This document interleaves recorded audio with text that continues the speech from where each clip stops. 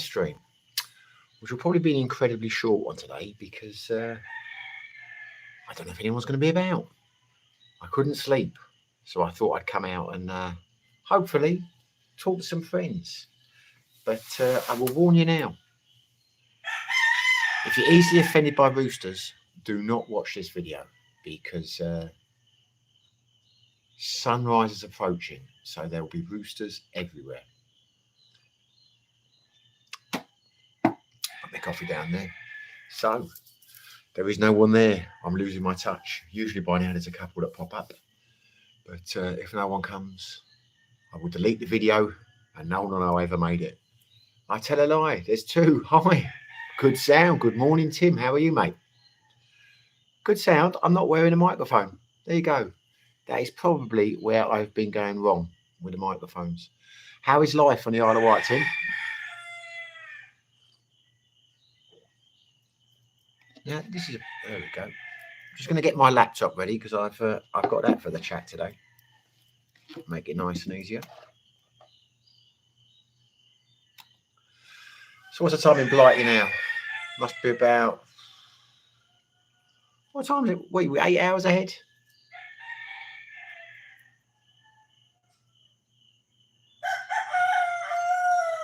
I was the annual Isle of Wight round the island today. Oh, it was. I thought you said I was. 21:31. I was about to say 10:30. I thought 10:30 can't be right. It must be 9:30. Yeah, because we're 8 hours ahead, aren't we? There you go. Did you have fun? Were you sailing or were you a passenger? I mean, was it your boat? Your yacht? There's three now. Whoever you are, you other two, do not lurk in the background. We're here to chat. Now we've got five. Loads of yachts. Yeah, I'm sure there are. I'm sure there are. I think I told you before, we used to do a lot of sailing over the Solent from Southampton. But my stepfather's father had a yacht on the Hamble. I don't think we were ever there for the race. I think we just went across the Needles like for a day or two at a time. I don't think I was ever there for the race. For what you're talking about. Is that a big one, is it?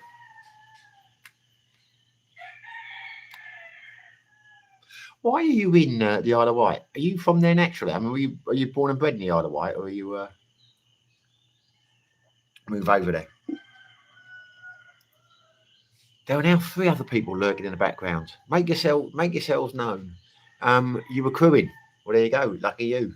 What kind of yacht?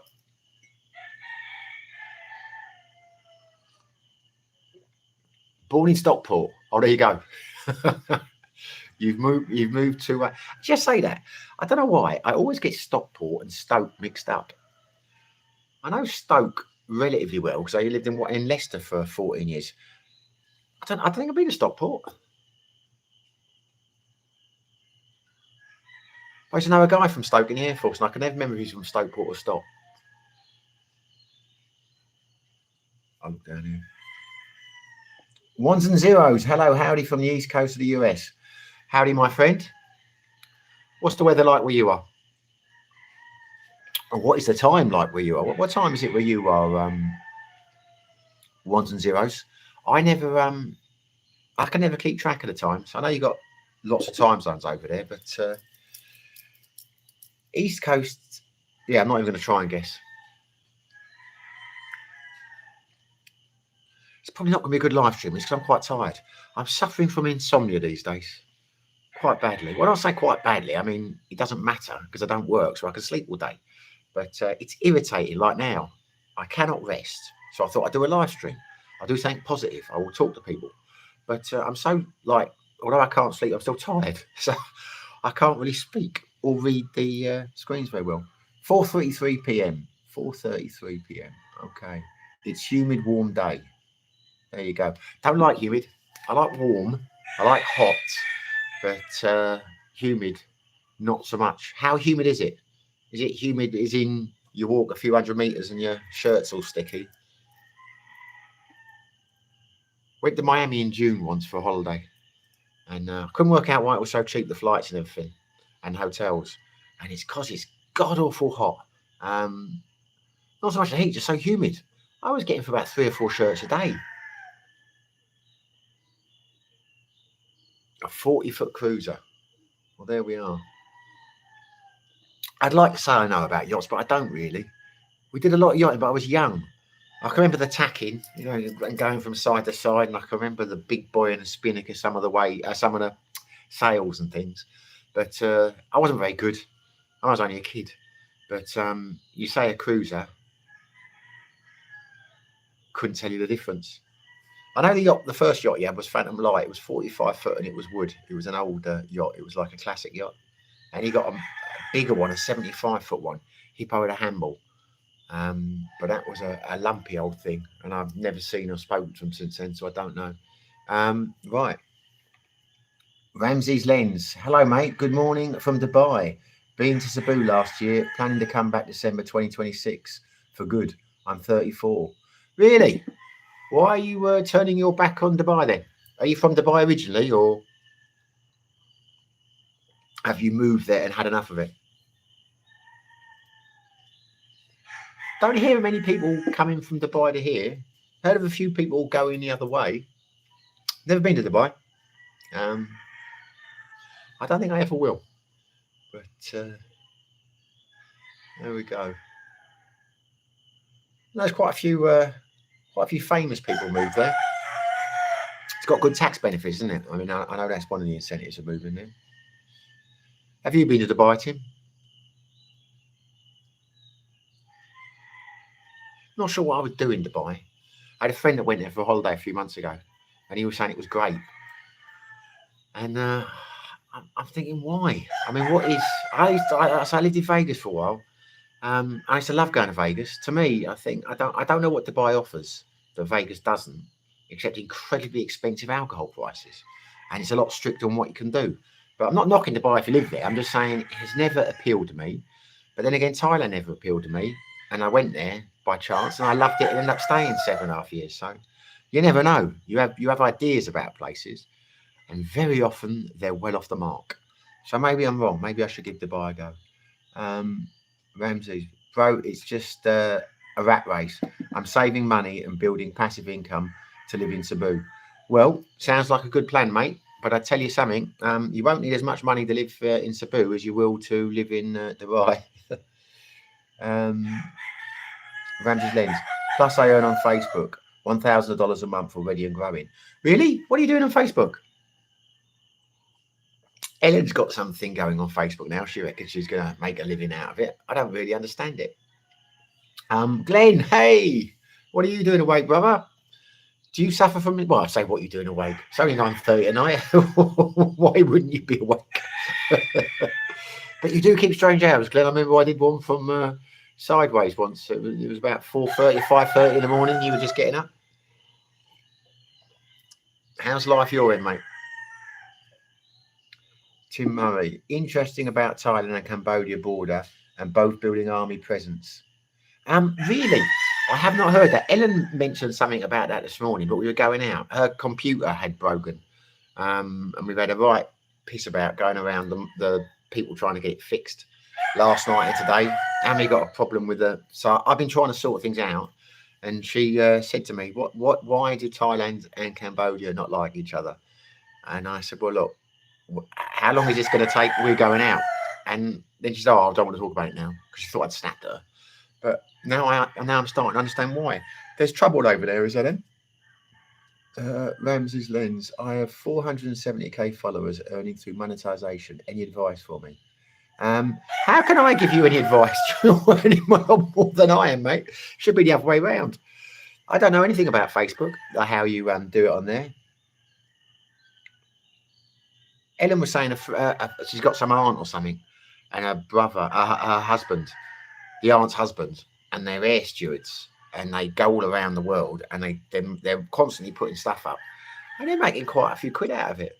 But she reckons you've got to literally put 1,000 things a day. They're just constantly. I can't be bothered with that. I mean, good luck to you if you're doing it. I mean, it sounds like you're earning a lot more on Facebook than you would on YouTube, because YouTube robs you blind. 147k followers on FB. My God, mate, I'll have to look you up. I don't really use FB. I should do. I'm more YouTube, man. But it's not because it's better. I've just never, because people say they've read an article on it, Facebook and that, and You know, they've read this and read that. I never read anything on Facebook. I only use Facebook to talk to people through Messenger. Maybe I'm missing a trick. Glenn, always been an early riser. Not bad, thanks. So, how do you how many hours sleep do you get, Glenn? Are you like an 8? Well, you can't be an 8-hour night, man, because you're up so early in the morning. But what is your optimum? What works for you in terms of hours of sleep per night?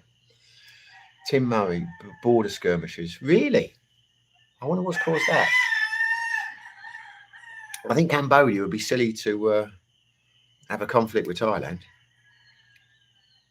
I'd have to do some research on that. That could be a video. Ramsey's lens. I just want to retire young, and the Philippines seems to be a place for that.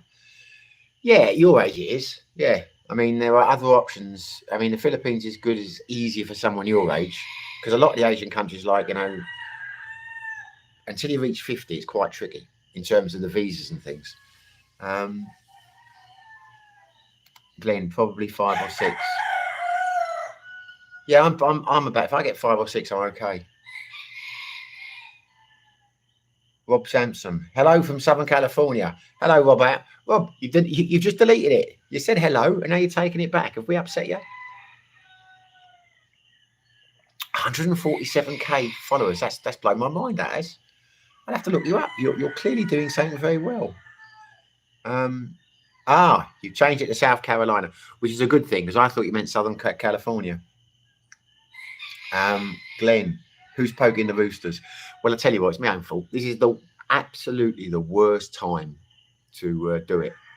It'd be better to do it about 8 o'clock, because then they've settled down by then. But the trouble is, by then I'll be tired and want to go to bed. And I've not done anything. I've been so busy doing stuff the last few days. I haven't put any content up. I haven't had a chance to make any videos.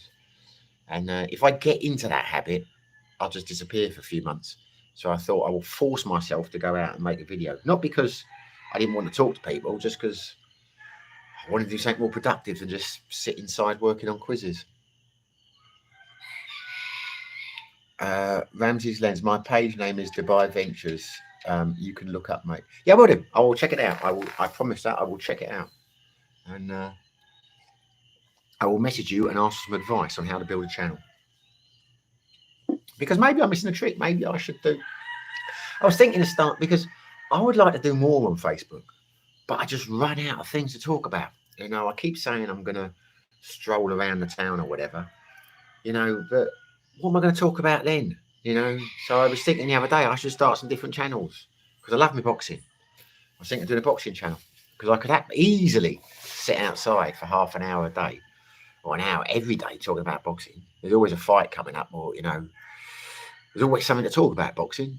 And I thought about doing one on politics, because I do have some quite strong political views, but I wouldn't want to mix 2 channels, because I would alienate a lot of my viewers. But that could be the way forward. Maybe I should get 2 or 3 Facebook channels going, you know, about different things, because I really struggle to think of things to talk about.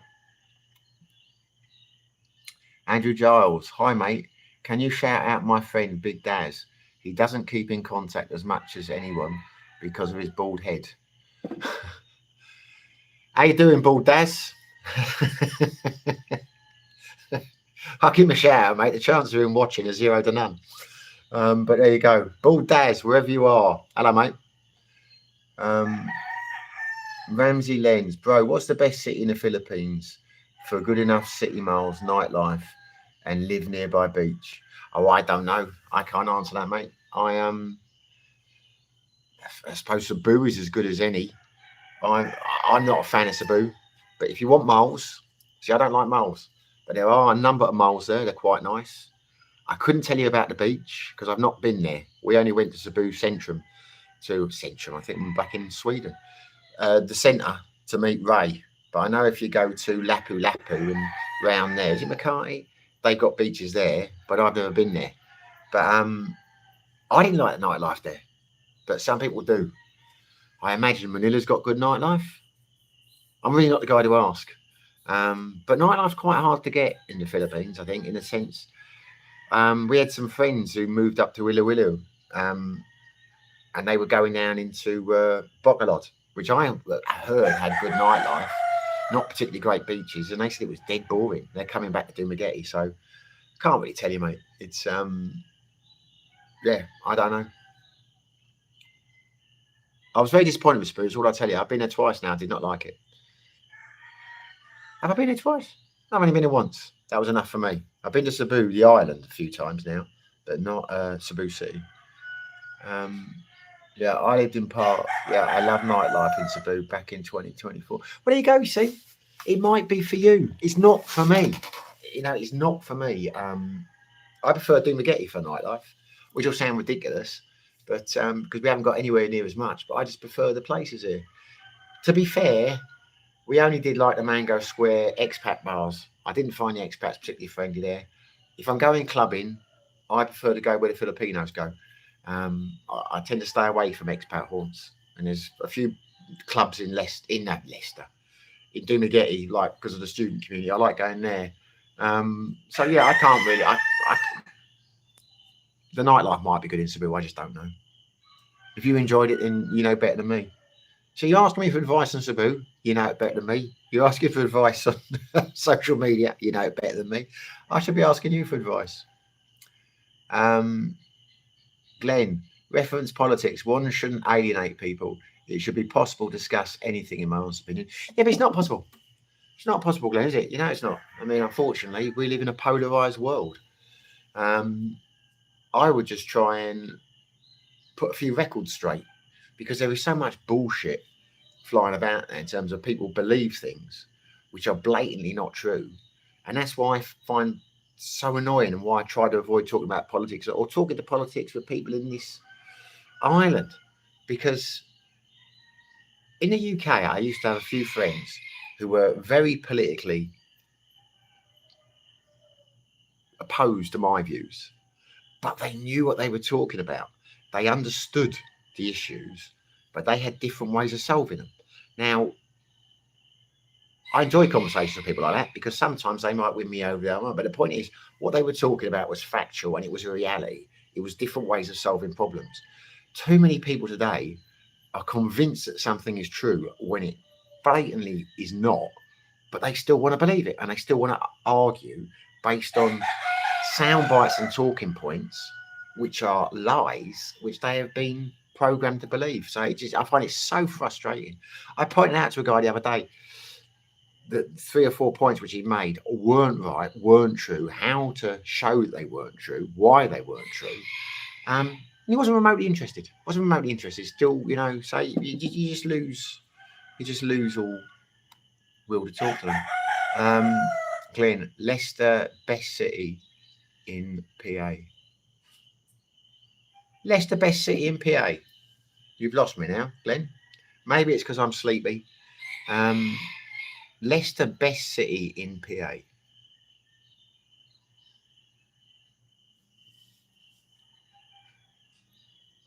I'm waiting for clarification. It's very confusing because I've got my laptop down here, I'm reading it. There's a delay. So I move up like this and I see myself wiggling around like that on the camera. There's about 25, 30-second delay. So who else is there? We've got 16 people. We've got 16 people and 3 likes. So that means 13 people don't like or haven't decided whether they like. And they're happy to, I won't say lurk, observe and not say anything. But the trouble is, if you got involved in the conversation, we would have more to talk about. Because at the moment, I am just rabbiting away like a fool, waiting for something else to come up on the screen. I tell you, it's a good job that I used my phone today. Oh no, I've got it up here because I don't have any messages on it.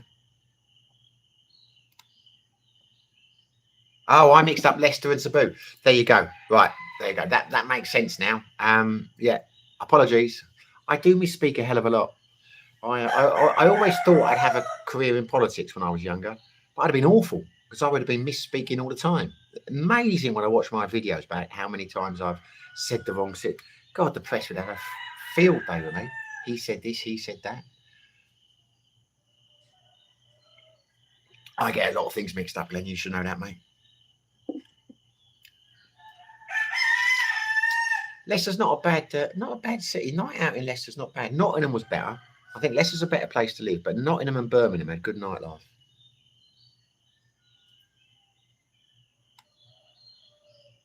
So what are you doing, Rob? You popped up with your hello from South Carolina, and now you've gone quiet.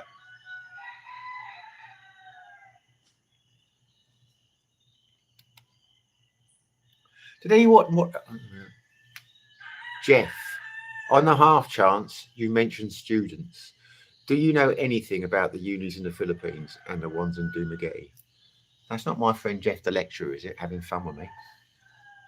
Um, what would you like to know apart from the fact they're not very good?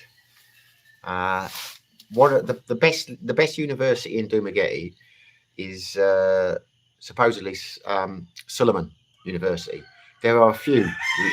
Dumaguete is very much a university city, but I have a few friends over here who are lecturers who teach at international schools. I got a couple of friends who teach in Hong Kong, but they come back over and they're quite high up. One of them's a headmaster, and they have told me when we discussed it in the past that the standard of education in the universities here is pretty damn poor. And I know it is in the sense that Ellen's spent a lot of time at university. You know, she did her degrees now to become a teacher, and they tend to just teach you, it would appear, about the subject, and it's tests, tests, tests. There's no like, you know, they're not taught to critical think. They don't discuss any other. They're not, you know, you go to university in the UK, you might be studying psychology or something, but you're exposed to other ideas and you're encouraged to debate and talk. And there's, you know, it just teaches you. Best thing about university in a Western country is it teaches you the value of critical thinking, regardless of the subject. That, you know, in my experience, doesn't happen over here. No, as I say, I'm no expert. I know Ellen wasn't impressed with the university education over there. And you can tell on the quiz nights, because you know most of the guys who go to our quiz nights, we've got a couple of professors. We do, you know, like academics, and there are some who are, you know, degree level, but the majority aren't. But the majority of Filipinos who take part have all got degrees or master's degrees, and they're always amazed how much the Westerners know, the ones that haven't been to university, which gives you an indication, you know, in terms of general knowledge about the level of education over here. I was talking to a guy the other day who was saying, like, you know, he'd much rather his daughter went to university in the UK, but he can't afford to send her there. So she's at Suleiman and he's not impressed at all. But there you go. So anyway, I said, he said, Jeff, no, you're not the Jeff that I thought you were. You're not my mate, Jeff Bell. Yeah, so I'm no expert, mate, but from what I hear from people who are professional educators, it's not great. I know it's free. Some of the universities are free for some reason. I think the university over in Sikihor is free, because I met a few students over there from Sabu, and I was like, why have you chosen Sikihor and not Dumaguete? And they said, because it's free. I don't know why it's free. Tim Murray, I have travelled extensively around the Philippines over the last 7 years, but I've never been to Dumaguete.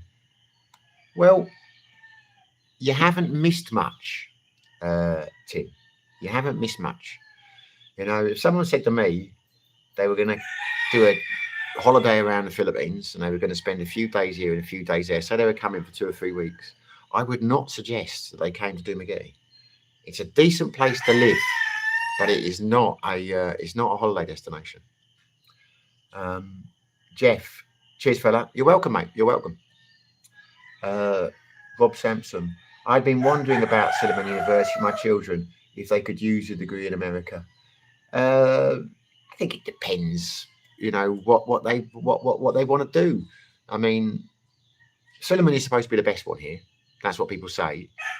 Although there's another private one which there's a guy who comes to the quiz who's really good, a Filipino guy, and he's going there. But I think he's studying a specialist subject. I can't remember what it is. But I think it will probably help for some jobs. I mean, if you are going for a job, don't quote me on this, and you have to be a graduate, I would have thought if you have a degree from Suleiman, it would count as you could apply for graduate jobs. It's not going to hold you in as good a stead as someone who's been to, like, you know, a university in a Western country. I wouldn't have thought if they're recruiting on that basis. But I think once you've got a degree, you know, and you're going for a graduate job, I imagine a lot of the time, you know, it's how you do it. The interview that will carry it. I mean, what does a degree prove? A degree just proves that you're able to learn it, you know. But I don't know.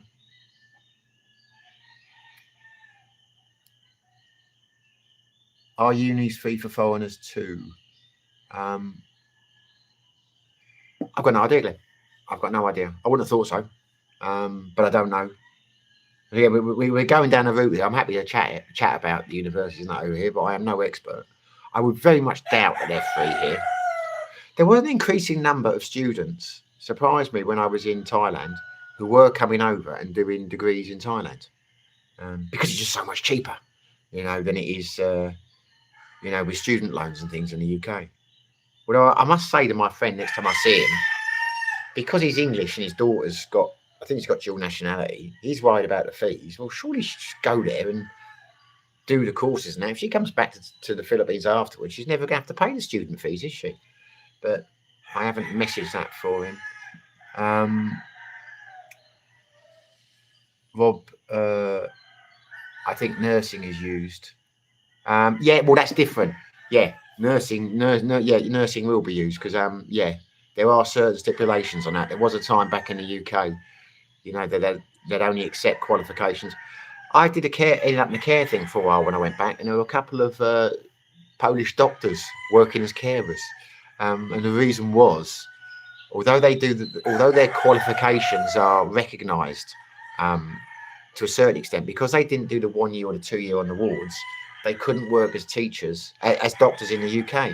So they got jobs as carers, living carers to pay off their fees, and then they go back, and then eventually they could work as doctors in the UK, but they couldn't, you know, based on the training they just did in Poland. So yeah, I think, I'll put it this way: since Brexit, Rob, there are a hell of a lot of nurses from the Philippines now in the NHS. People keep telling me.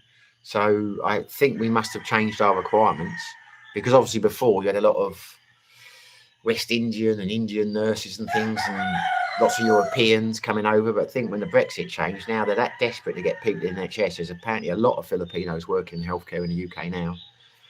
But I've got no idea how that works in America. Decline management. Planning to arrive Sabu and stay there a few months. Getting my SRRV together. No interest in meeting a woman. Just want snorkeling and scenery. Well, good for you. I won't ask you why you've got no interest in meeting a woman. All I will tell you is every guy I know that comes over here who says they have no interest in meeting a woman meets a woman. But maybe you'll be the exception to the rule. It's like anything. If you don't try for it, it comes to you.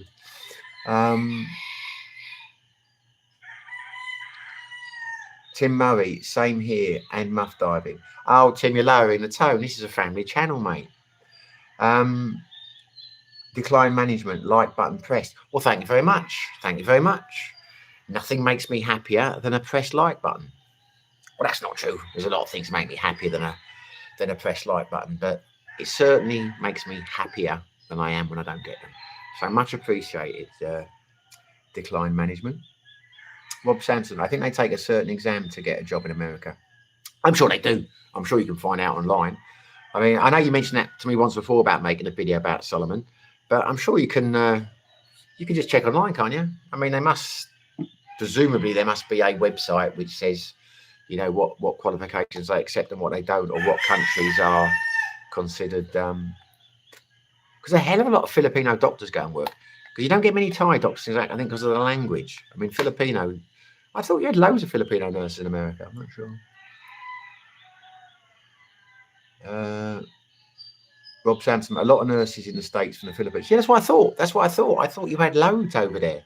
Because I think a lot of the overseas workers, I don't know what they call them over here, they're a lot of the Filipinos go to the Americans. Tim Murray, USA nurse exam is called NCLX.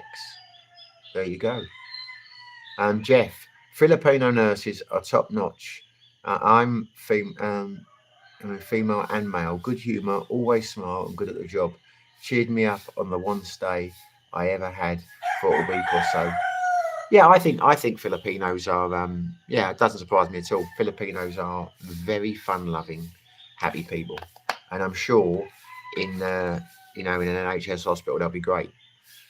Trouble when you go to hospitals over here, it's not the bed manner that's a worry. It's competence. Tommy McKinnon at 5 a.m. See, it is 5 a.m. Yeah, as I say, it's I keep strange hours these days. Jeff, UK that is. Yeah, I guess that was the UK because you called me fella. It would have been unusual you hadn't, but others may not have got that. Whereabouts in the UK, mate?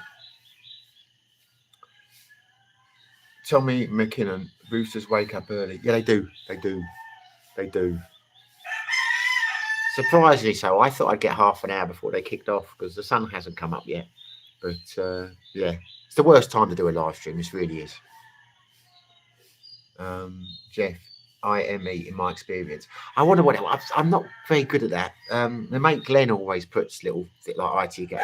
I know ITK in the know or IMO and that, but the rest of them I really struggle with. I'm not down with the kids like you are, mate.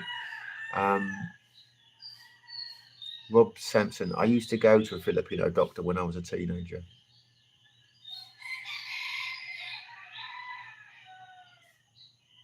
Were they good? Jeff, near Derby. Near Derby, really. There you go. My uncle, I used to have an uncle. I haven't seen him in years. I don't know if he's still alive or not, but he lived in Ena. That was just outside Derby, wasn't it? Yeah, not been to Derby many times. I had a security company. We were based in Leicester. We got a few jobs from time to time at Rolls Royce. So I've been over that and some building projects, but I don't think I've ever had a night out in Derby. Not really been out in Coventry either, other than work. But been out in Nottingham a lot and Birmingham, but yeah, I've been to Derby a few times, but it was literally just to go to meetings and draw up the site plans and things.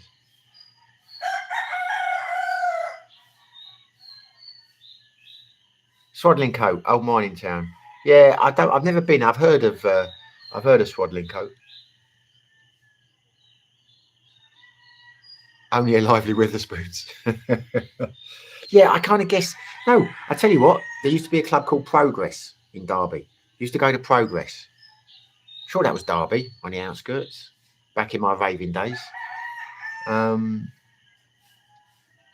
Neil Michaels, aye, Tucci Poo Pie. UK uni education is a racket now. Students come out with big debts, and as over 50% of school leavers go to uni, it doesn't give a big advantage in jobs market, except in a few unis. Yeah, it does. It is incredible how expensive they are, the universities over the UK, and they don't need to be. They don't need to be, in the sense that if they realise that a lot of people don't want to run up the debts, and they stop looking at it in terms of enhancing your experience as a human, because that's the way a lot of universities look at it, which is lovely when it was free, because it was nice to go to student union. It was nice to, to meet people and debate and do all the rest of this stuff. But now you're paying for it. More universities should be looking at condensing it to 2 years, because you can do 2 years degree. I was doing a degree at De Montfort University in security and risk management, and there were people doing it in 4 years at university. Or if you were doing it as a correspondence and going, you could condense it down to 2 years. And you were studying the same thing, the same qualification at the end, because they condensed it because people didn't have the time when they were working. And they should do that. More universities should offer you the opportunity to just work your ass off on that subject. But they don't want to, because they make more money if you stay there for 4 years and all the rest of it.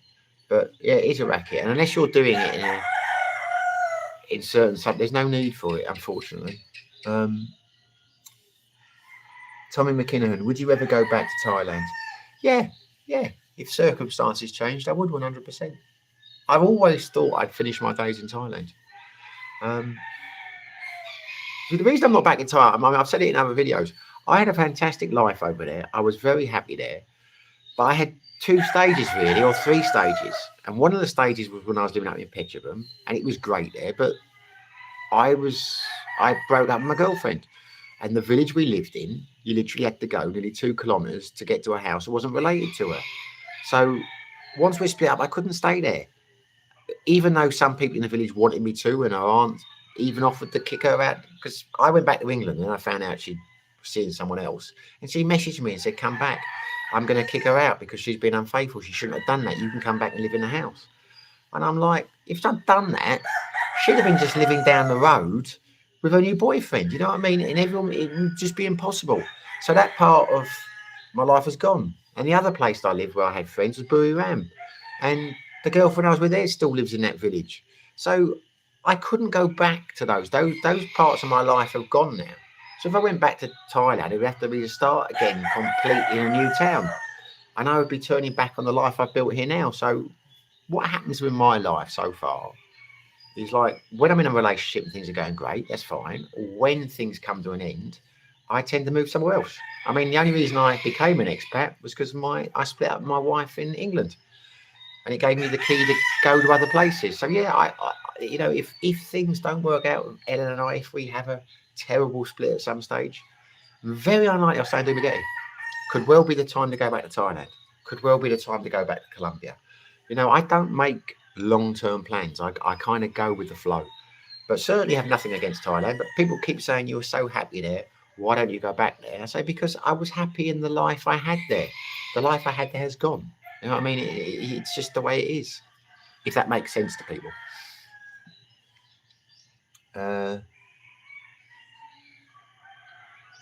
AG, any thoughts of moving somewhere new in the fields or back to Sikihor?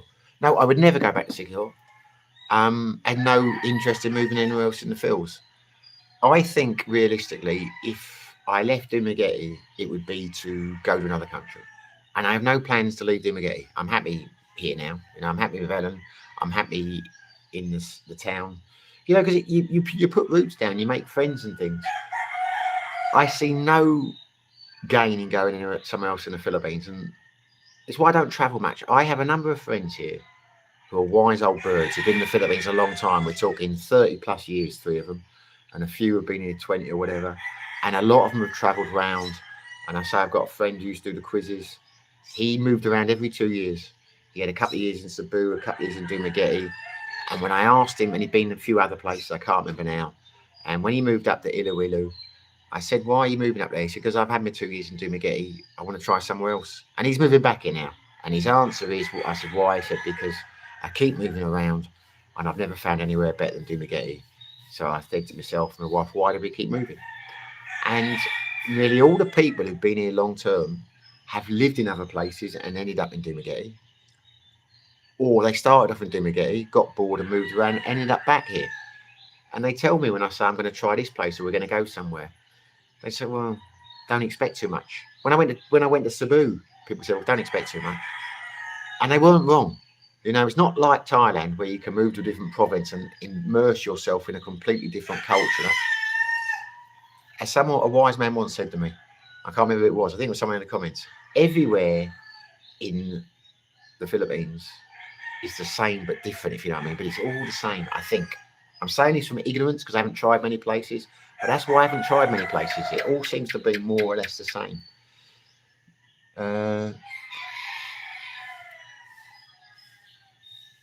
Glenn, Nottingham was a great night out. High percentage of females. Yeah, that used to be. That I don't know if that's true, Glenn.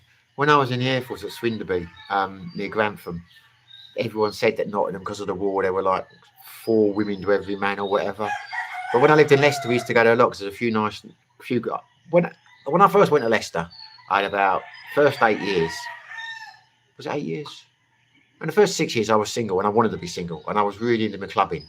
Used to go to Ibiza every few months, and you know it was brilliant because you had Sunday Central in Birmingham, you had Progress, you had Flaming Colossus and Junction 20. There were lots of rave clubs, and we went to Nottingham quite a lot. But I never did any better than women in Nottingham. I never saw us being outnumbered for women in Nottingham any more than we were in Leicester. I think there probably was a time after the First World War, but I never saw this percentage thing.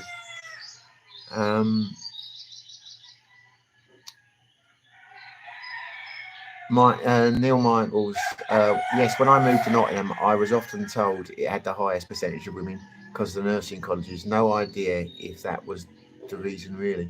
Well, there you go. That's not what I was told. maybe that's what we were told, or the old wives' tale I heard. It was because of the First World War. The Nottingham regiments had been knocked out, like wiped out, and all the men had died, and there was a few places in the Midlands, and it had never recovered. So there were always more women than there were men. Which, as I say, I don't, from experience, I don't believe it. But I say I never really went out in Nottingham. I went there a few times for the football, watched West Ham, and I went out there at night for a few nightclubs and that. But I never saw a huge percentage of women to men. But maybe it's just the clubs I went in. I'm no expert on it. The art chairs. What's happening, Simon? Have you talked to Bud Brown yet? He's back in Duma now. You should do an interview with him and talk about his 2 years back in the States. He's one of the old. Yeah. I did look him up. I haven't contacted him. I don't like chasing people for interviews and things, but I should touch him. He's a guy with a beard. I watched a bit of him after you said that last time. Yeah, maybe I should. Note to self: contact Bud Brown. Jeff, my girlfriend is from Toledo City, 2 hours drive south of Sabu. There you go, we should Toledo City. I thought it was in America. Shows how tired I am. It's okay, but moving over next year permanently. Dumaguete seems to have too many expats, but you keep it on my radar with your videos. What do you mean by too many expats? Serious question, that, because I a lot of people say that. I don't think it's too many expats. I mean, there's supposed to be, I think it's 2.5% of the population of Dumaguete are expats. So I have read, whether that's true or not. But this idea that the place is flooded with expats, it's not. I mean, Dumaguete City, there are, let me work this out. 1, 2, 3, 4 expat bars in the whole of Dumaguete, because you've got Break Time Ocean, you've got Sideways, you've got the Brew Garden, and you've got Why Not. The rest are either extensively Filipino or majority Filipino.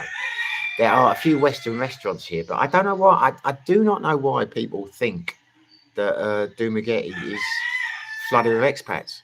I think it's a nice number, because there are enough expats here to have a little community going in terms of like a darts league and a quiz league and a bowling league and things like that, and a snorkeling club and things.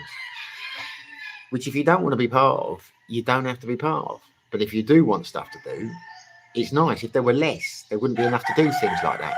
But I don't understand this view that, I'm not defensive against it. I mean, if people think there are too many expats in Dumaguete, then that's fine. But I don't find that. I like it. I like it. The number of expats here. I think it's a nice balance. Tim Murray. I see. You thought Sikihor was a girl spreading diseases in Angeles City. Sikihor is a real island. Yep, very good. If I wasn't so tired, I'd laugh at that. But I had thought about that a few times, Sikihor, because it does sound a bit. Jeff, a small town, big favourite with expats. Jeff, there you go again, getting me tempted. Yeah, but the thing about Dumaguete is, it's the interesting thing about Dumaguete is, I would love to know statistically, but you'll never know. I'd love to see some empirical evidence, but no one is ever going to do the study. I wonder how many expats are here because of the vloggers, because I think it's a hell of a lot.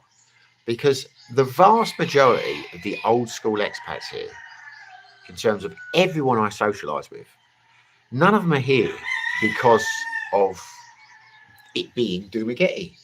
They're here because their girlfriends or wives come from Dumaguete.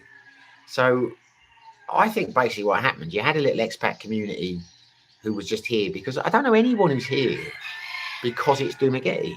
They're here because of their girlfriends, just wanted, that's where they came from. They came here. So the expat community has sprung up. But now you get a hell of a lot of people who've come here because of the vlogs. And I think a lot of the people who come here because of the vlogs are disappointed because, as I say, it's an okay place to live. But yeah, I think the vlogs have done a lot. You could say a positive for Dumaguete or damage to Dumaguete, because Amazing how many people came here, and I'm one of the ones. I came and tried it because of Mark Thornton and Paul Old Dog. And I got here and I hated it. So I went straight to Sickie Hall. But as I say, you've got to spend a bit of time. You've got to spend several months here before you start getting the feel of the place. So you know where to go. I interviewed a vegan couple the other day, and no one watched the video, but they were complaining that everywhere shut at 9 o'clock, and they weren't particularly bothered because they wanted the quiet life, but they were surprised. Could I recommend a bar? Was there anywhere open after 9 o'clock? And I'm like, my God, there were 100 places open till like 5 and 6 in the morning. But you just got to know where to look. And that's what I'm saying. Once you know where to go in Dumaguete, it's a fantastic city, in my opinion. But you have to spend a lot of time there. You have to make some friends and you have to find these places. A1 Melissa, hello. I had a friend from Nottingham, older guy. Hello. He told me there was much more women there around 60s and 70s or so on. They were there in production work, mainly cigarettes, etc. My mate. Well, that may be it. I say there may be it. There was certainly a. I've never heard it. I can believe that because there's like the huge textile industries. Leicester used to be a textile place with a lot of women, and a lot of Asians came over to work in the textile industries. So yeah, that's probably true. There was certainly. It's either a myth or it's a fact, but it's certainly a thing in the sense that there is a perception that Nottingham has a high percentage of women. What you're saying about the 60, 70-year-olds, that may well make sense because you possibly went there because of the shortage of men, because of the first one. I don't know. I'm just saying, in terms of meeting women and that, I never found it any more productive, shall we say, than Leicester, but there we go. A1 Melissa, John was a player. Well, good for him. John player, question mark. Very good, very good. They still make John players. Arches. I never get the too many expats thing. If you come from a Western city, most are 1 million or more people. Then Duma would be tiny with tiny expat populations. Yeah, as I say, it's 2.5%, they reckon. But I don't think it's even that high. And certainly not living in Dumaguete, because very few people really, well, no one I know. The one person I know actually lives in Dumaguete. No, two. I'll keep going, I think 3, 4, 5. But nearly everyone I know lives in Bekong or Valencia or on the outskirts of Dumaguete. Not many people actually live in Dumaguete per se. And that's why I don't get this thing about it being crowded with expats, because you could live here and you could stay in Valencia, you could stay in Bekong, you wouldn't see that many expats. Although there are getting more. I mean, you know, if I went down in Bekong and I walked around for like 20 minutes, I'd probably see 4 or 5 expats. But in that space, I'd see several hundred, Filipinos. So it's not like, it is a majority Filipino expat city. Bloody mosquitoes, I hate them. I'm not going to get bitten. Trash bag fashion lover. Hello, trash bag fashion lover. Nice to meet you. You are new. I would remember someone with a handle like that. Welcome to the channel. Rob Sanson. I'd like to visit Duma someday. I've mostly been to Sabu, Renda Bahal and Boracay for a few days. I'm sure there is a lot to see in the Philippines. Well, I'm sure there is if you go on holiday. See, the thing is, right, I'm not here on holiday. And I don't like living in holiday destinations. I have lived in a number of holiday destinations. I lived in Vegas. I lived in Jomtien / Pattaya. I lived in Sickie Hall. And I realised after the Sickie Hall experience, I don't like living in tourist destinations. It's too much upheaval when the place is crowded with tourists. And that's what I like about Dumaguete. I like the fact, now this is what I'm saying to you, is you might not like this idea, but what I like about Dumaguete is there aren't many expat bars, but I can go into any of them and I know people. Because sometimes I like to go out for a beer. I like to talk. As you know, that's why I do the channel. I'm a chatty person. So I like the fact that basically any of the expat stroke areas I go to, I know people. And I can sit down and I can just chat to people. It's nowhere in terms of the expat bars, I don't know people. If I was to go to the Filipino bars in Dumaguete, I wouldn't know anyone. I mean, don't get me wrong, I like going clubbing like that with friends to the Filipino places. And you get talking to people. But I'm not saying I know everyone in Dumaguete, I don't. But I like the fact that I can just get on my scooter and go somewhere and I'll know people there. Whereas in Sabu, there are places, but they're all really scattered out, or they're along Mango Square, which I thought was a horrible place. But yeah, I mean, so it's like become where we live now. If I wanted to avoid expats, I can avoid expats. You know, if I stay here or go to some of the local places, there aren't any expats. So to me, it's perfect in the sense that if I want to avoid expats, I can come home. It's why I don't live in a gated community, because there are gated communities, people can say move to them, but I'd have expats all around me, and I don't like that. I like to be able to dip in and dip out of it, if that makes sense.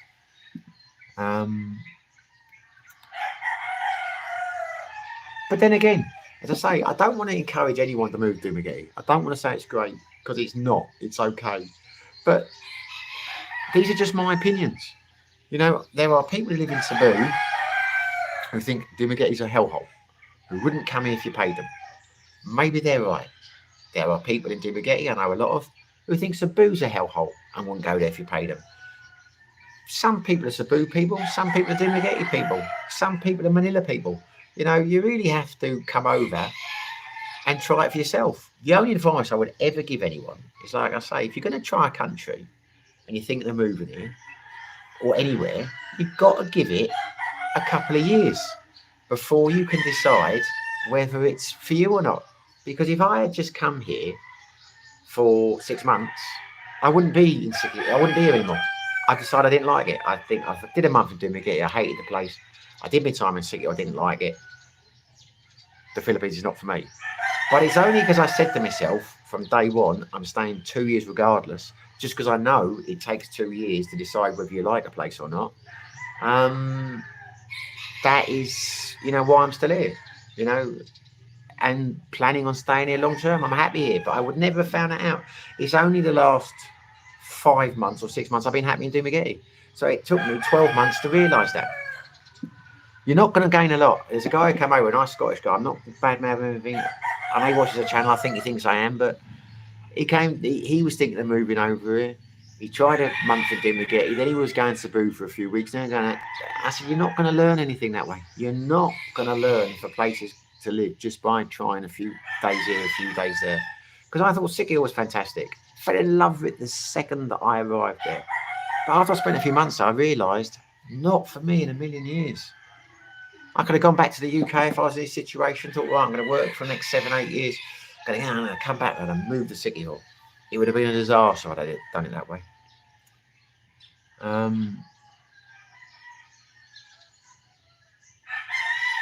Arches, is there a time after they wake up around 4 a.m. that those bloody birds shut up, or do they go endlessly all day long? Yeah, no, they calm down at about 8 o'clock, 9 o'clock. They'll be all right then or relatively quiet for most of the day. Then about 4 or 5 o'clock they get noisy again, and then from about 6 or 7 o'clock at night through till about 3:30, 4 a.m. they're asleep. But so I'm never in the garden unless I'm doing a live stream.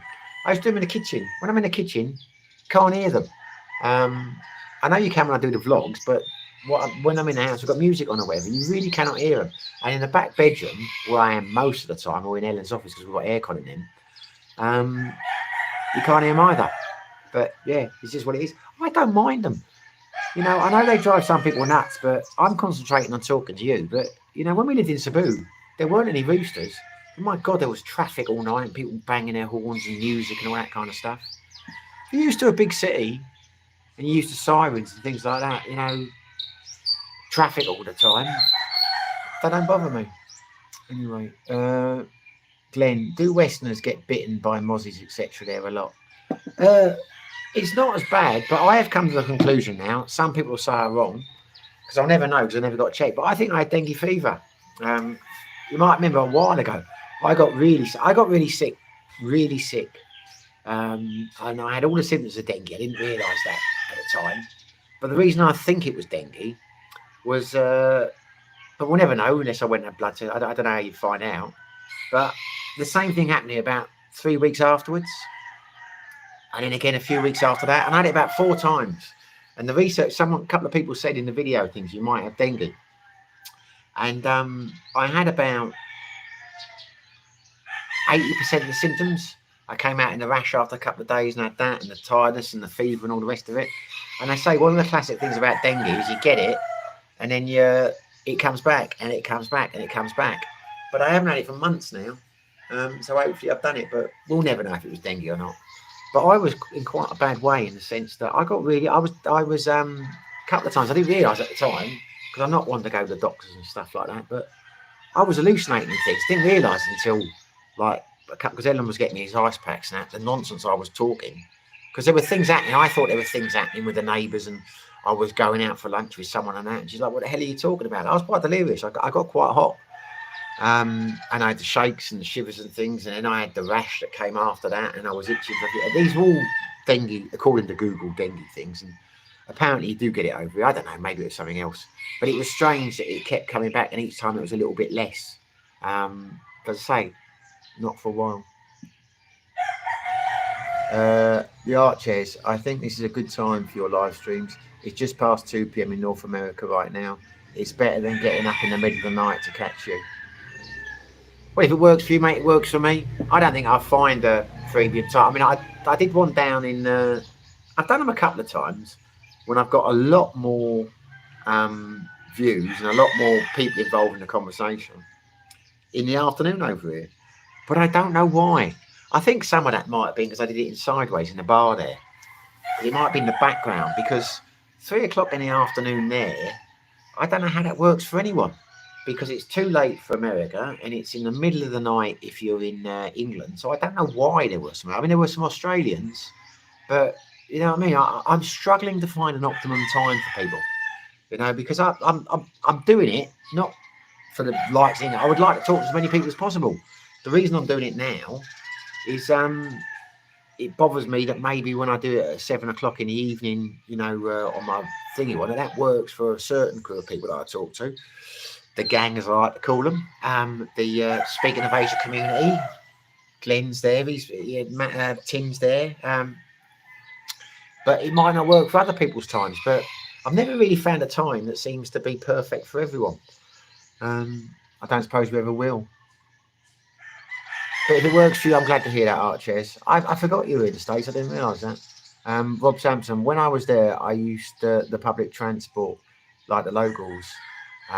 Like to do as the locals do.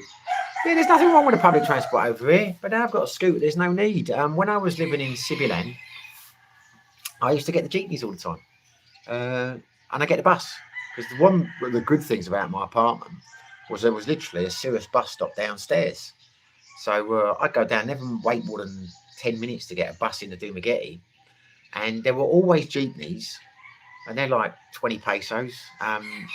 To get on those, and I'd get a trike.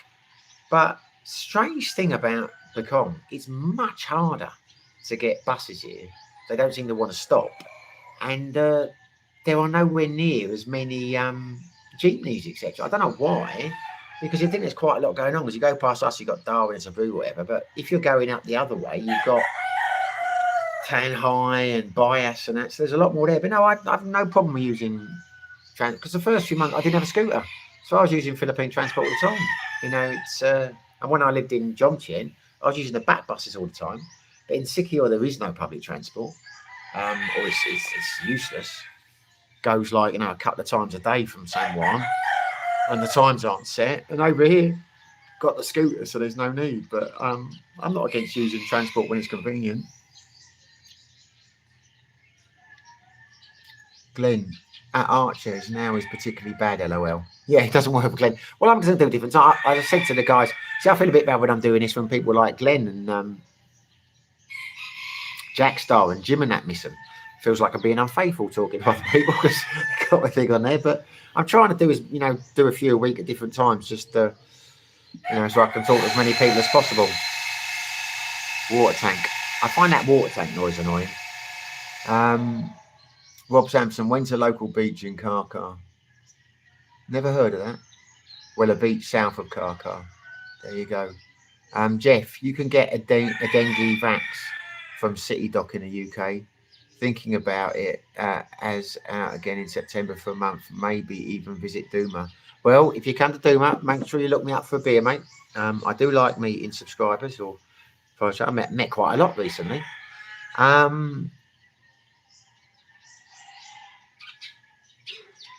Yeah, I don't know. Can you get a vaccine? I didn't know that. Now, if I have had it, do I have an immunity? Or maybe I didn't have it. I'm not saying I did. It's just looking at the symptoms and that, and a few people suggested I had it. And some people do get it. When I remember I was in Sikio, I met a couple of backpackers, and they'd had dengue, and they'd been sick for like a week, and similar symptoms to me. And I thought I didn't know that was a thing over here. But and then a few months after, I got sick. But we don't get many mosquitoes because I think I have had dengue. I'm very wary of those two there. But it's amazing what I saw earlier on. So when I see them now, I'm like, I don't want to get sick again. But nowhere near as many as in Thailand. When I was up living in the mountains, every night we used to call them yung there, but they're all over the place. So as soon as you sat outside for drinking, like they'd cut down some banana leaves and that, and they'd start a little fire because they don't like the smoke. And you'd have these little things like burning all the time to keep them away, but don't really see many. I was surprised to see those two just then. Rob Sampson, it's 5:26 p.m. here on the East Coast. Listen, I would have thought the best time for me to do it, but I don't know these things, would be like America in the evening time, like 9-10 o'clock at night. Because I just thought that's the time that people are most likely to do a live chat. But Ellen reckons, no, that's the wrong time, that you do it in the afternoon. And certainly the advice, or I'm not following it, I stick to my 7 o'clock time because I've had nightmares when I change the upload times. But the advice then is to do it 3 o'clock in the morning this time, because that's the peak time to watch it in the States. But so apparently that's when people watch, in the afternoons or in around lunchtime. That's when most people watch YouTube videos, which surprises me. I mean, the whole idea of me doing my live chats when I first started, I thought I'll have a beer and a chat, and people will be sat down having a beer and a chat with me. But trouble is, I didn't really think about it at the time. I didn't do the maths. That's like, lunchtime in the UK. Who's going to sit down and have a beer then? But it's difficult. AG, how do you rate Red Horse against the common lagers available in the UK, Stella, Carling, etc.? Oh no, I like Red Horse over here, but I very rarely drink it now because it tastes of something. I hated San Miguel Light when I first got here, but I've got used to it now, so I can drink it. Because I found I had 2 or 3 bottles of that, I was getting gas. But no, I like the Red Horse because it's got more flavour than the other San Miguel's. But no, if I was back in the UK, I wouldn't touch it. If Red Horse was a drink in the UK, no, I'd rather have. If I was drinking lager, it would be Stella or Kronenberg. I do miss my Stella Artois. Jeff, in January, I had what I swear was 24-hour dysentery, 12 Imodium tablets. Yeah, you get that a lot. You get that a lot over here. That's going to be one of the things. I'm going to do a video at some stage. I keep threatening to do these things. The things no one tells you about to expect when you get here. Because there's lots of things like how terrible they are at maths, and because literally anything. You go into a shop and it's all done on a calculator. No one can count here. It's abysmal.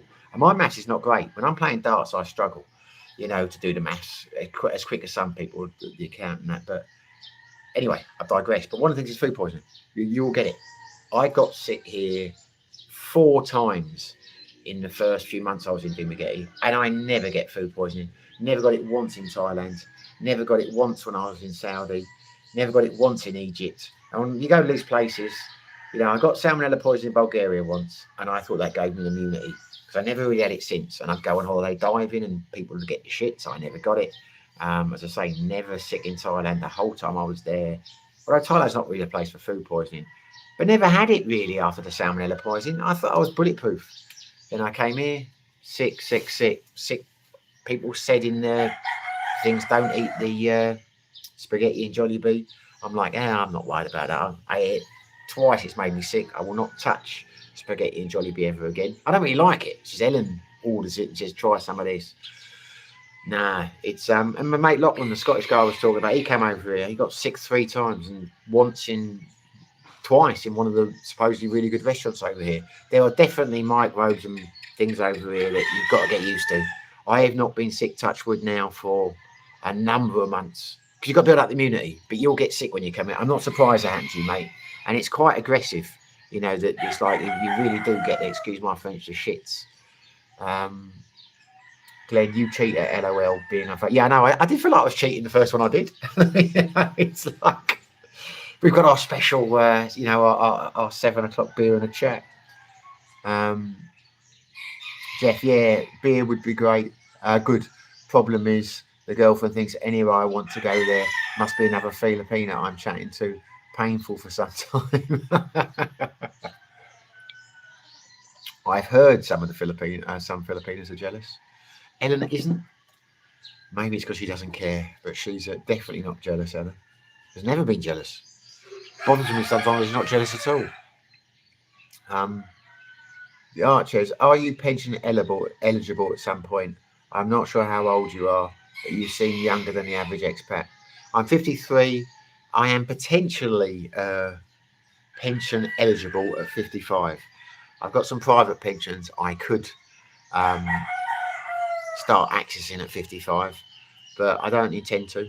I'm not intending to access either of those until I'm 65. My Air Force pension will kick in at 60, which I will access just because I get it at 60. And I'll get my start. I mean, I might access one of my private pensions sooner than that. Depends on the circumstances. But my plan is to leave money in my pensions as long as I possibly can, just because it grows. Or that's the plan anyway. But yeah, you can't. I mean, private pensions you can't access until you're 55 in the UK. I know some people have got earlier ones. I mean, I've met a couple of military guys over the last few months who are my age or younger, and they've got their full pensions. And it bothers me. I think maybe I should have done my full time. I'd have my full pension now, but then again, I'd have missed out. I probably wouldn't have had that property and things if I hadn't gone on and done my own business. So life's too short for regrets. But no, I'm not on the pension at the moment. Oh no, the comments have dried up. Maybe it's time to call it to an end. I can't talk to an empty screen. I become repetitive. Well, I'm repetitive anyway. But yes, I'm going to knock this on the head, chaps, unless anyone wants to chat.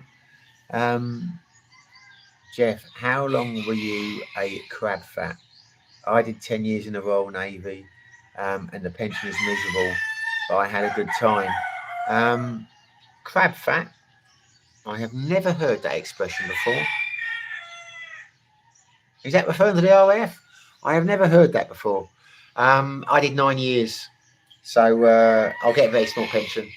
I think the last time I looked, but I mean, it goes up, doesn't it? So I think the last time I looked into it was a couple of years ago, and I think I'll probably get about 10 grand, about £400 a month. It'll probably be a bit more by then, but not a lot.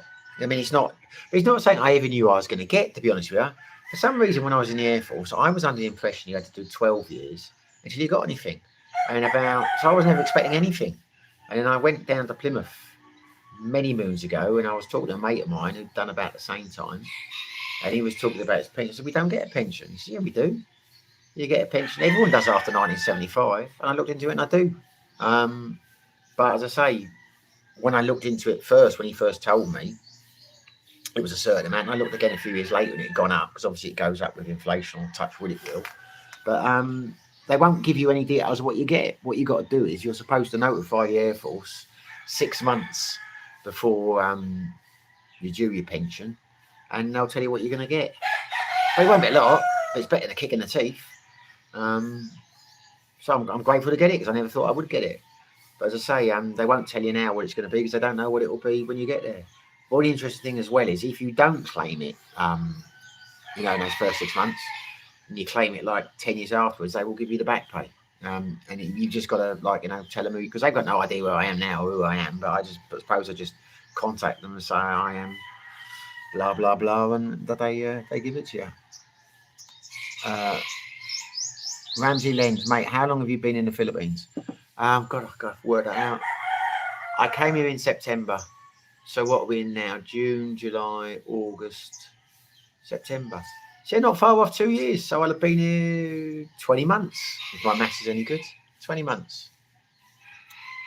Jeff, sounds like me, 450 or so a month, but handy in the Philippines. You're getting 450 now, are you? I think you get the same for 9 as you do for 10. I think it's after 12 it goes up, but I'm not entirely sure. But yeah, be handy in the Philippines. Yeah, that I say. And I've never questioned the amount because I'm just happy I got it because I really had no idea. It was a very pleasant surprise when I was over a drink with Wes and he started talking about it, and I was sure that we didn't get one. I was never expecting it. And then I looked and we do. And it should do, I suppose. Because he said you were paying into it, so you get it. I didn't think we ever were paying into it. Didn't know we were paying into it. I know we got deducted the accommodation and your food, but I never saw deduct. But anyway, yeah. But yeah, no, Philippines very useful. I know some people over here who live off not much more than that.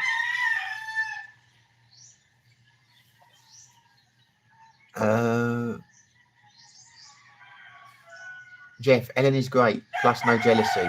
She's special in the Philippines. People keep telling me that. Every time I meet people, I say, you're so lucky to have Ellen. I think, well, you might be right, but you don't really know her.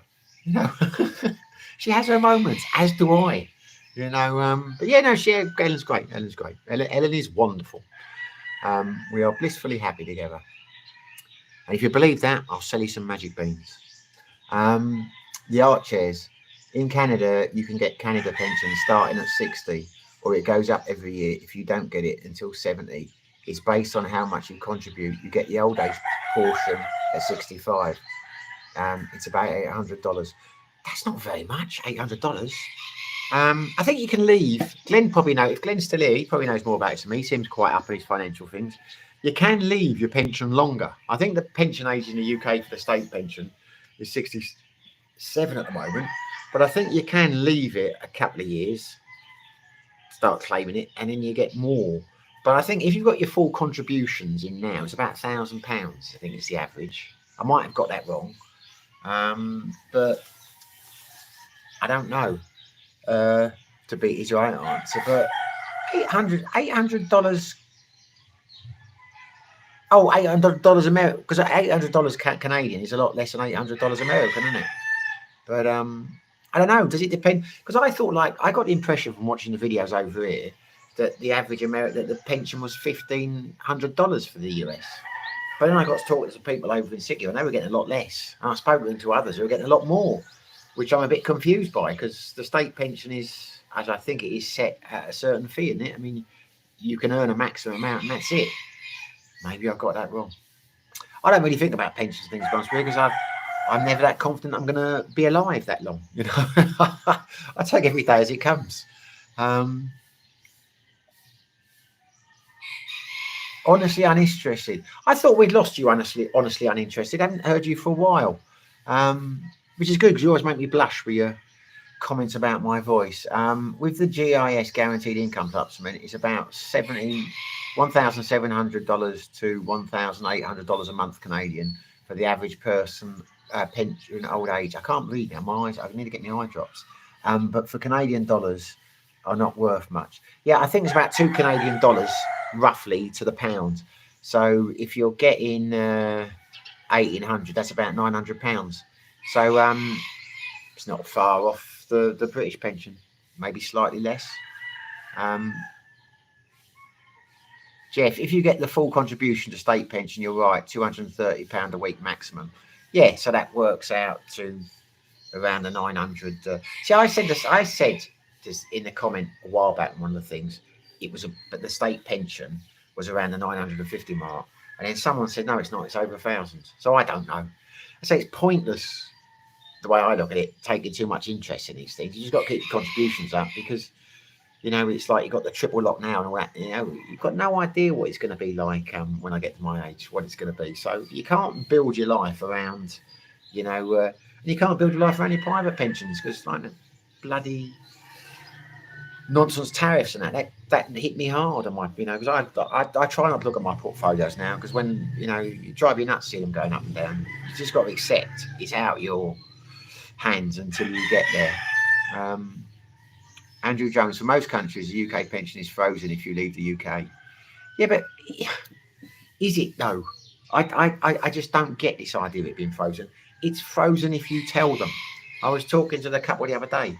I still pay tax in the UK on my property and things. I have never told the UK I'm out of the country. I have no intention of telling you. Why? I don't have to tell anyone I'm out of the UK. Because you know, some somewhere you can declare you don't pay tax. I don't want to declare I don't want to pay tax. I want to pay tax because I want to keep my contributions up to my pension. I want to keep access to the NHS and things. I want to be able to go back whenever I want to. I'm not breaking any laws by not telling them. And if I moved to Thailand, I wouldn't tell them I was in Thailand because I'd still have an address in the UK. And if, as people say, I know it's a thing that if you go to Thailand, you it's frozen. But why would you tell them you're in Thailand? Why would you not tell them if you're in the UK? Or if you don't want to be frozen, why not have a bank account in the Philippines? These things are as complicated as you make them. The art chairs, it's split. There's CCP, which is based on how much you contribute, and there's an old age portion, which is about $800 a month, which everyone gets. If you get both at 65, then it's less than oh, I understand. Right, okay. So the 800 is just basically your state thingy, and the rest is what you contribute, you know, as a thing. Okay, we've got a slight different system in the UK. Then you get a top up to $1,400 a month. Okay, so you're saying $1,400. Is this America or Canada we're talking about now? I'm getting confused. But going back to what, you know, the chap was just saying about it being frozen. You know, I have bank accounts in Thailand. I have bank accounts in the Philippines. I have bank accounts in the UK. When I get my state pension paid, if I'm living in a country where it's frozen, then I'm not going to get it paid into the bank account in that country, am I? I'm going to get it paid into my UK bank account. Or I'm going to get it paid in my Philippines bank account. You know, there are ways around this. You know, it's, you know, and I'm not interested in this business of declaring yourself a non-dom and only being able to go back for so many days a year. I say these things are as complicated as you make them, in my humble opinion. Rob Sampson, you can start getting Social Security at 62, but my full retirement age is 67. Some may get it a little earlier than 67, but it depends on the year you were born. Yeah, I know, but you get less, don't you? I know, because I've seen people debating on the channel, and people have said over here, I was talking to someone the other day, an American guy, or an Australian guy, I've got his name now, Glenn, and he was saying he's going to access his early, which means he'll get slightly less, but he'd rather access it earlier than later. Yeah, you can do that in a lot of countries. You can't do it in the UK, I don't think. You can access it a bit later and get slightly higher payments. Not sure why anyone would do that though, because how do you know how long you got? But I have to look into it at the time. But yeah, you can't get it earlier, not as early as you can. It's 67 in the UK. So your private pensions you can access at 55. Jeff, goes up same as those in the UK. Yeah, it does in some countries. It does in the Philippines, but it doesn't go up the same in Thailand. There are some countries where it's frozen. There's quite a few where they don't have some kind of reciprocal arrangement or whatever. But as I say, why would you ever say you were living in Thailand if that's the situation?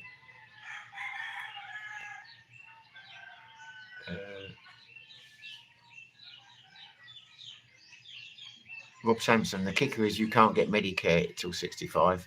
Well, you might not be able to get Medicare under 65 the way things are going over there, mate. When you're over 65, Andrew Jones. I know an Andrew Jones. I don't think you're the same Andrew Jones because Andrew Jones doesn't like me. The Philippines is the only country in Asia that the UK pension state is not frozen. Well, there you go.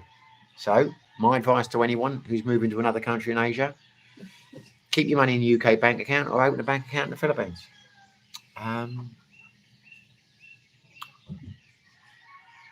Archers, never get your Western pension directly deposited into an Asian bank. Get your Western pension deposited into a Western bank and transfer what you need to an Asian bank every month. Is the correct answer, particularly in Thailand, what they're talking about, taxing disposable, you know, taxing your income earned over there. You know, if they eventually bring it in, they are going to hit you on the 18,000, I imagine, that you put in there. But if they are doing the money you're bringing in, then you're an idiot if you're transferring £3,000 or £4,000, £5,000 at a time. Don't transfer it into your bank account over there. Get a Wise account or a Sterling or something, like Starling or something like that, and just draw it out the ATMs. You know, there are always ways around these things. Glenn, no, you can't get it early in the UK. No, you can't, mate, is it? You can leave it in a couple of years, can't you? Past 67 or... Because the age will probably be 70 by the time I get there. Because they keep saying they're going to put it up.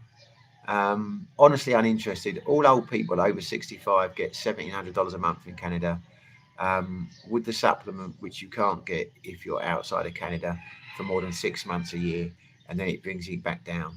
Okay, right. Rob Sampson, LOL. Maybe we can survive it till the next election. I hope you can, mate. I hope we all can. Because the way things are going, we're going to have World War III in Europe. And yeah, it's anyway, there you go. Honestly uninterested. No, I keep missing your lives on your sexy voice. Don't tell Ellen. Oh, I will tell Ellen. I will tell Ellen. I'll go running in and I'll tell her, and she'll say she doesn't care. Look, I've got 21 people watching now, and it's been going up and down, but I've only got 18 likes. I'm not going to ask for likes, but give me some damn likes. Get the thumbs up. Make an old man happy. Unless, of course, you don't like it. And if you don't like it, hit the down like button. I don't mind. You know, vote with your thumbs. At honestly uninterested. Old poops at 65. LOL. There you go. You see, Glenn's not an old peep. You're as young as the woman that you feel, someone once told me. So maybe I should feel Ellen more often, and then I'll feel younger. I've got these new, they're not new. I'm on the Nordic Spirit. You probably know it's been on them for a while now. And they've started selling them in virtually all the 7-Elevens here, so they're easy to get, but they keep running out of the flavours that I like.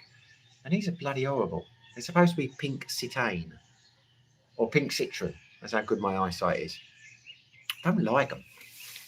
Anyway, there you go. Well, my coffee is running out, and I can't ask Ellen to make me another one because she's busy at her work. Well, I see my push for more likes didn't work, did it? I'm still stuck on 18, and I even lost a viewer. Maybe people don't like being told what to do, but the chat has run out now. Keep saying I'm going to bring it to an end, but the trouble is I couldn't sleep before, and now that coffee's so strong, I'm wired. So if I stop now, I won't be able to sleep anyway. Maybe I will go out and do a vlog. Trouble is, if I go out and do a vlog now, I'll be incoherent because although I'm alert because of the coffee, I'm not. I'm just going to talk nonsense. But there you go. These are the troubles. Oh, I'm up to 19 likes, but I've lost another viewer. So there we go. Anyway, chaps, I'm happy to talk for a little bit longer, or I'm happy to end it now. But if no one says anything, I've got nothing to reply to, have I? Oh, here we go. Art chairs, 62 is the magic age to get your pension. Waiting past that doesn't make any sense. My friend's girlfriend waited until she was 65 to get her pension and promptly died at 65 before getting a dime. Well, it was always a danger. That's why I wouldn't, wait past 67 or 70. But 62 is quite young, mate. I mean, obviously it depends what reduction they're making on it. Because, I mean, the average age now, average life expectancy, I think, for American is, I think Britain is 79. I'd love to know, because I've often teased Ellen about the fact of different life expectancies, but I only found when I did it in the quiz the other day, the life expectancy in the Philippines is actually higher than I thought it was. It's 72. I thought it was in the 60s. So I was always saying, she calls me an old man, but statistically I'll outlive her, but I won't. Because the average life expectancy in the UK is 79, and she's 29 and I'm 53. So the chances are she will outlive me. But anyway, what was I saying? What was the point of saying that? What I would like to know is, does living in the Philippines take years off your life? Because they're saying if you're in the UK, you'll live to be, the average life expectancy is approaching 80. But what happens to an expat who's lived in the Philippines for 30 years? Do they still have the same life expectancy, or does the Philippines knock years off them? I doubt anyone's done a study on that. It would be fascinating to know.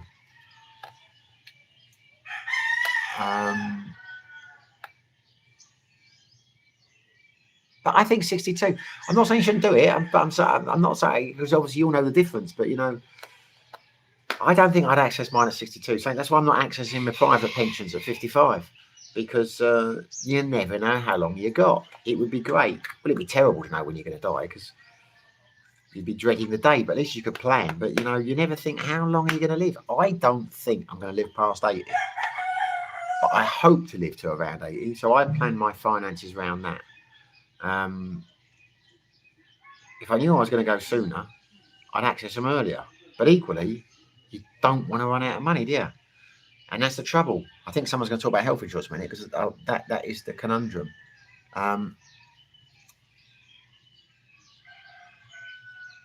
Glenn, what time do you peeps do brekkie there? Are you talking about us? Don't really do brekkie. Impossible with the hours I keep. I generally end up, like tonight we went out for a nice meal, or late this afternoon when we were in town, we went out for a meal at a place called McGee's, which has now made it onto my top 5 restaurants in Dumaguete. And so we had there. I hadn't eaten all day, and that was my first meal. Didn't have breakfast or anything. And when we got back a few hours ago, I made a sausage sandwich, and I'll probably go to bed, because we don't, you know, I tend to go to bed now around 8, 9 a.m. and I tend to wake up about 1, 2 in the afternoon.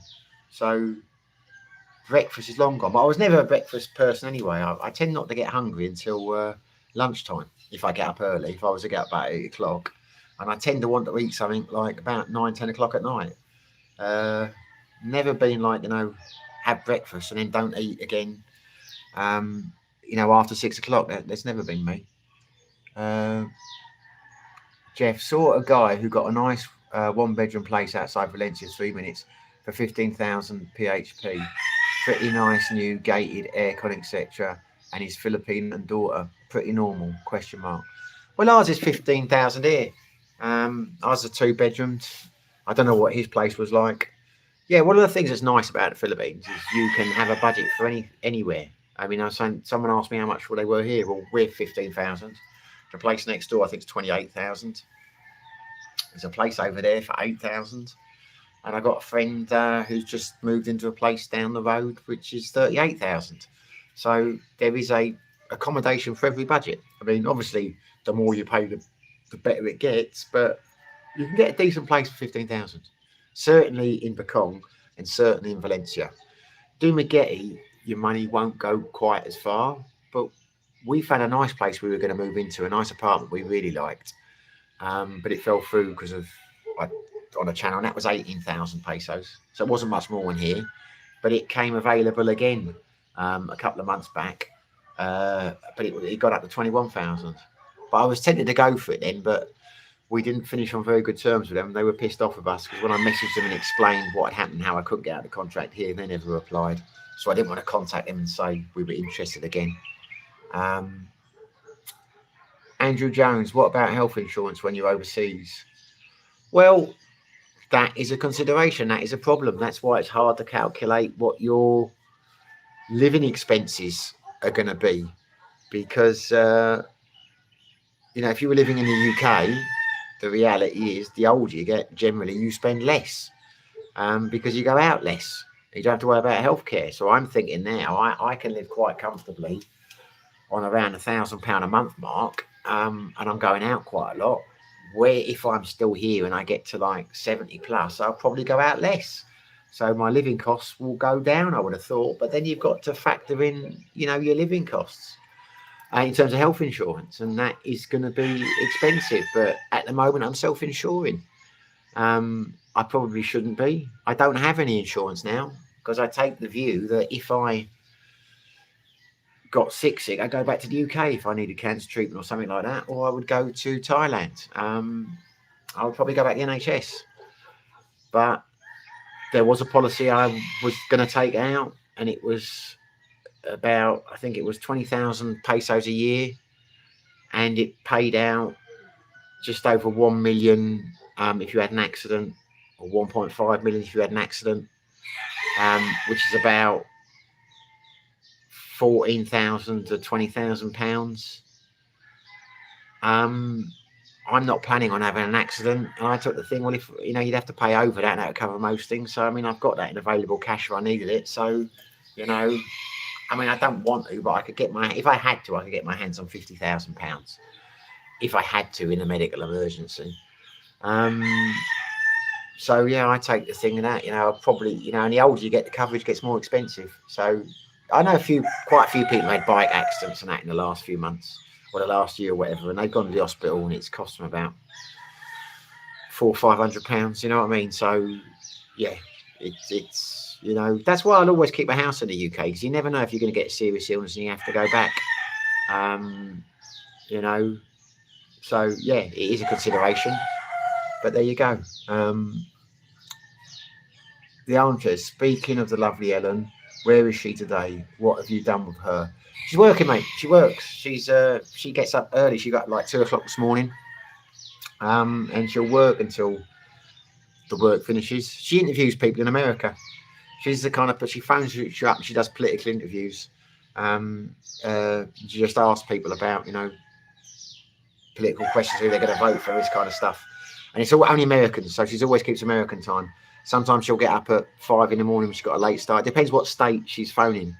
So if she got up at 2 o'clock, because they can't speak to people after 9 o'clock at night. So there you go. You probably won't like her now. She's the person who phones you up and says she's phoning from a thing and she'd like to ask you, do an interesting survey with you. But that's what she's doing. She's in the other room now, in her office. Jeff, living in the UK is not life anymore. Well, I'm sorry to hear you say that. I know some people feel that way. I mean, I have older relatives who live in the UK who love their life. My parents love it on a little small holding up the mountain. They wouldn't move to the Philippines for anything. They're happy as Larry. I got an aunt and uncle retired down in Plymouth. They love their life now. You know, they're in their 70s. They're in the local theatre group, and you know, they go to art exhibitions all the time. They're an arty couple. They love life in England. Whenever I go back there, they always say, why don't you come back to the UK? I tell them about Philippines, or I used to tell them about Thailand. I've not seen them since I'm in the Philippines. They had zero interest. They can't understand why I've come over here. So, yeah, some people are happy, some people are sad. I suppose it depends on your lifestyle and what you want. But you know, I haven't got a single friend who isn't happy in the UK. Most of the friends I've got there now are running quite successful businesses, and they love it there. Whenever I see them, they always say, like, what are you doing living over there? You know, come back, we could do something together. You know, because my good friends, I was in business with them at one stage. My best, well, I wouldn't say my best friend because the other ones were watching, but he bought my business off me. I sold him my systems business, and he's doing very well now.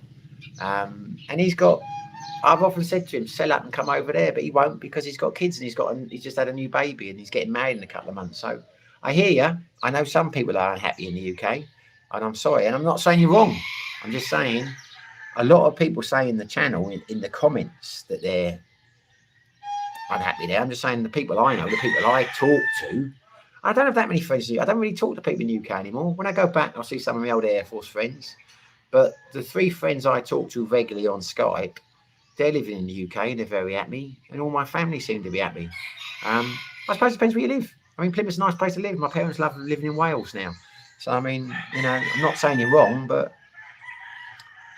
just, you know, different experiences of different people. I mean, Glenn's travelled the world. He's living in England now, and I think he's quite happy. Aren't you, Glenn? You're still there. Rob Sanson, the young make you live longer, Simon. Well, I hope so. I've always associated with younger people. I'm not just talking about girlfriends, but I like, the first time ever in my life, I have had a circle of friends who most are older than me. Not all of them. I've got a couple of American friends who I pal around with a lot, and they're younger, but not a lot younger. They're in their 40s. But yeah, usually in the UK, I mean, nearly all my close friends in the UK are about 10, 15 years younger than me. The people I hang around in City are all about 20, 30 years. I like to spend time with younger people, or I did until I came here, because it made me feel younger. But then I had the realisation when I was in Dumaguete, walking down the promenade one day, or the boulevard as you call it, that I'm kidding myself. I'm getting old and I should embrace it, you know, because I still feel like I'm 18, you know, in terms of clubbing and things like that. And I just realised I'm getting to the stage now where I must look foolish when I go in these clubs and I start dancing around and that. So I embraced that, and now I move in older circles. But yeah, you're right. Definitely. I find I would have said up until now, I find, but no, because a lot of the guys, I know some guys here in their 70s who've got more life than me and lead a more active social life than I do. It depends on the person, I guess. Glenn, they say you travel a lot, you live longer. They say if you travel a lot, you live longer. Well, maybe you do. Don't know. Maybe you do. I suppose it depends where you travel. But I hope so, because that means we've got a long time to go then, Glenn. Ramsey Lenz, mate, what's your advice for someone planning to live in the Philippines with $20,000 saving plus $1,000 earning on Facebook?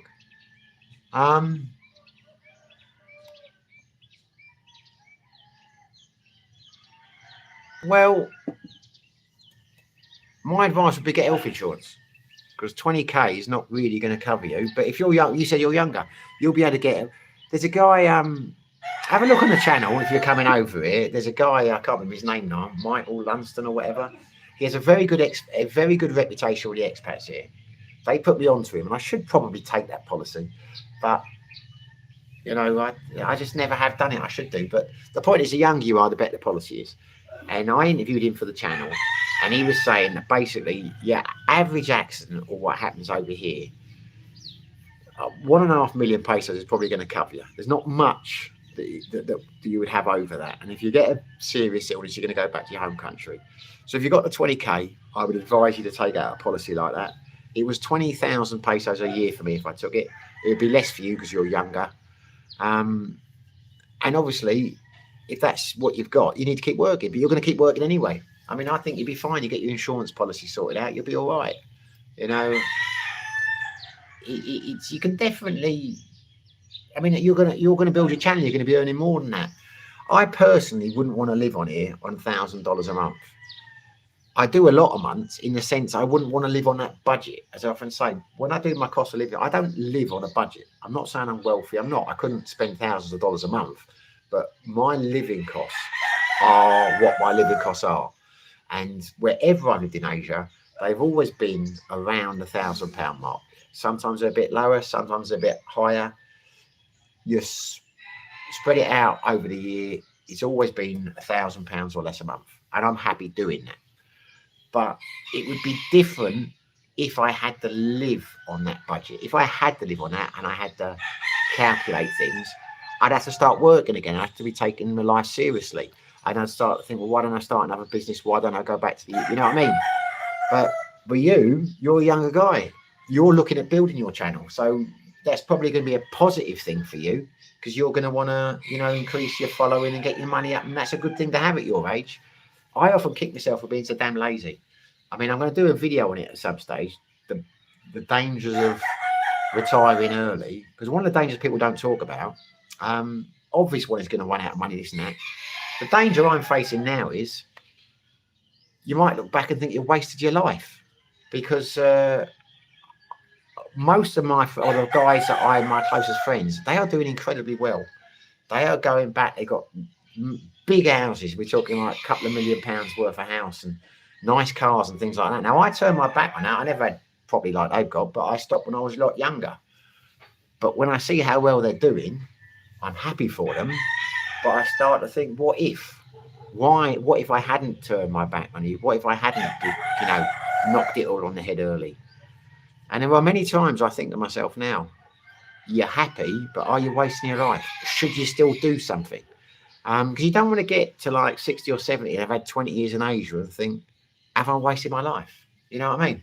And that's something you've got to consider if you're retiring early.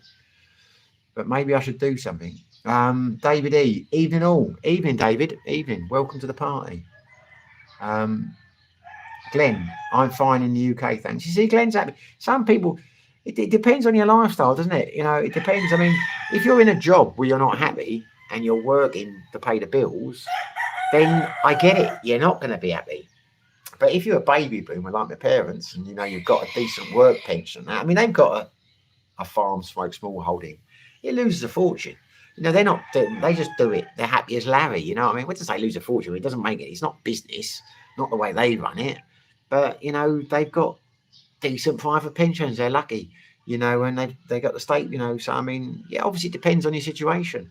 You know, if you're working a job you hate and you're just working to pay the bills, I can imagine you hate it. I mean, yeah, I'd be the same.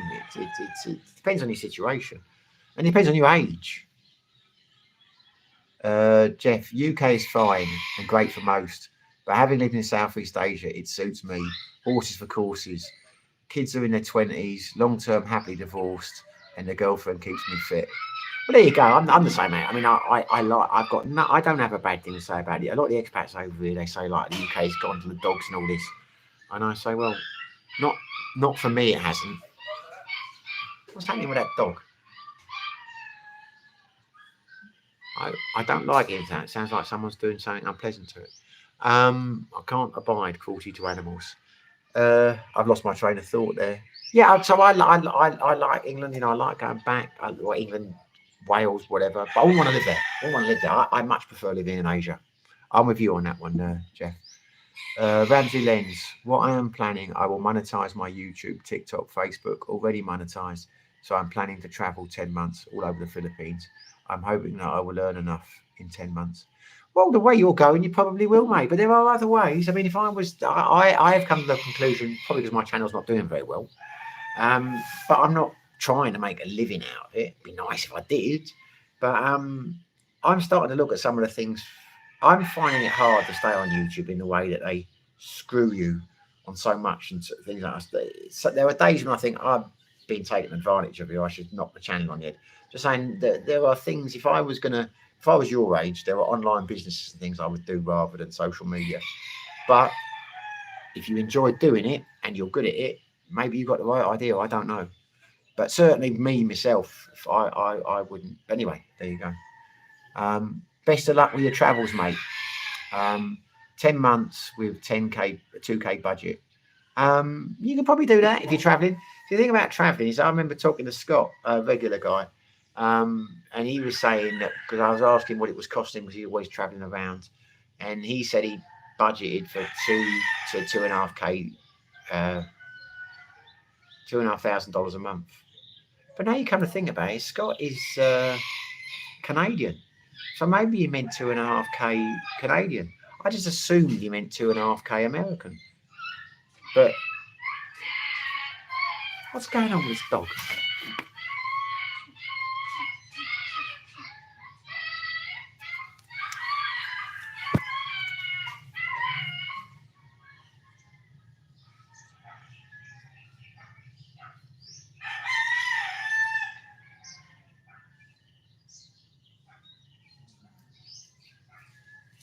I've got a feeling that guy might have just killed a dog.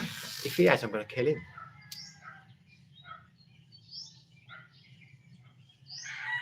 That was a very shocking thing. I think that guy over there might have just killed a dog.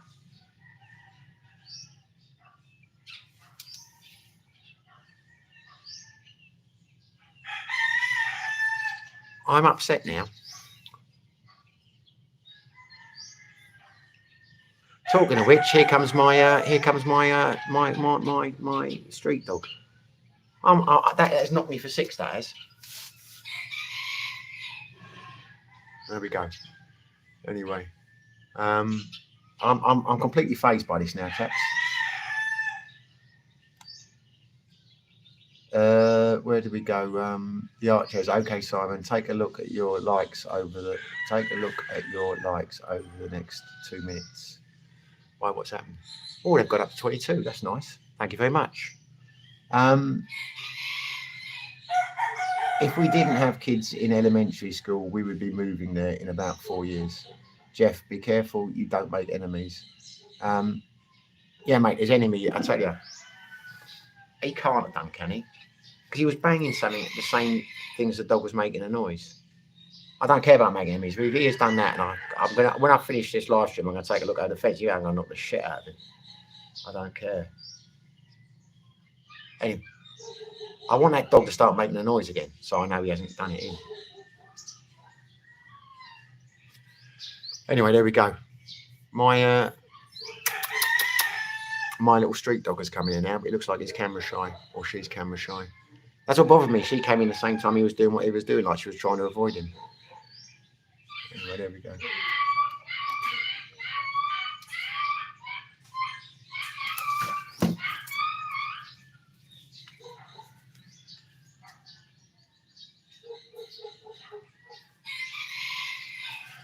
Anyway, I'm going to have to knock this on the head. So I've got to find out what's going on with this idiot over here.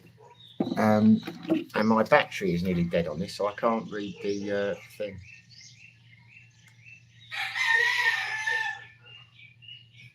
Right.